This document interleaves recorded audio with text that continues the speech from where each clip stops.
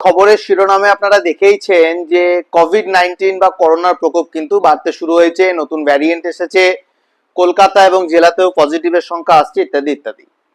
অবশ্যই কোভিড নিয়ে সচেতন থাকবেন। প্রায় বিগত বছরগুলোতে যে অভিজ্ঞতা আপনাদের হয়েছে সেখান থেকে আপনারা সচেতনতা অর্জন করেছেন, কিন্তু এই কোভিড-19 শারীরিক রোগের পাশাপাশি আমাদেরকে আরেকটা মানসিক সমস্যা দিয়ে গেছে, সেটি হচ্ছে হেলথ অ্যাংজাইটি বা হাইপোকন্ড্রিয়া, শরীর নিয়ে উদ্বেগ এবং সেখান থেকে দুশ্চিন্তা এবং কোয়ালিটি অফ লাইফে হ্যাম্পার পড়া এবং শরীরে সিমটমস দেখা যাওয়া টেনশনের জন্য।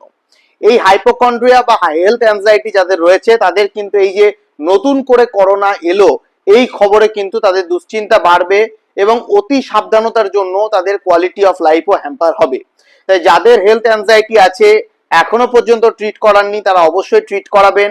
মেন্টাল হেলথ প্রফেশনালদের সাথে যোগাযোগ করবেন, অবশ্যই সতর্ক থাকবেন, কিন্তু বাড়তি সতর্কতা করতে গিয়ে, অতি সাবধানতা করতে গিয়ে হাইপোকন্ড্রিয়া বা হেলথ অ্যাংজাইটির জন্য মেন্টাল হেলথকে ডিটোরিয়েট করবেন না।